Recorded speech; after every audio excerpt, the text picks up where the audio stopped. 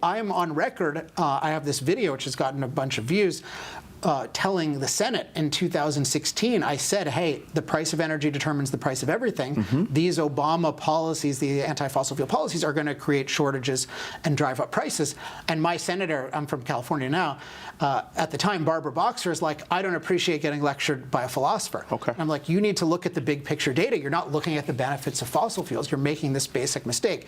Now, she wasn't interested. A lot of the others weren't interested. I remember, not to pick on him in particular, I was going to pick on somebody, but I won't pick on him. Let's just say a bunch of people were grandstanding and not listening to what I was saying at all. Yes.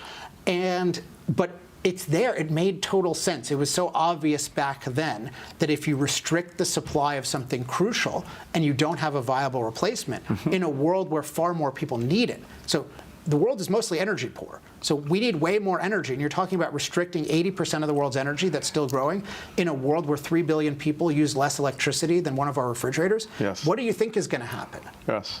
It's going to hurt the poorest people the most, but it's hurting everyone. Yes, it is. Right now. So yeah, the anti-fossil fuel movement needs to be implicated, and the pro-fossil fuel people need to be vindicated. And it's a very important moment, and I feel lucky that took me so long to write Fossil Future, make it the way I wanted, that the timing was perfect. Perfect. It was perfect, but it's like, okay, now this explains it all.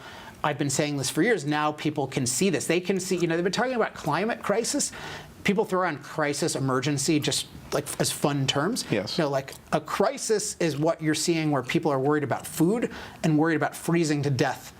Notice, by the way, more people still die of cold than of heat. Like Europe's worried about, they have some heat-related death, but they're really worried about the cold. winter.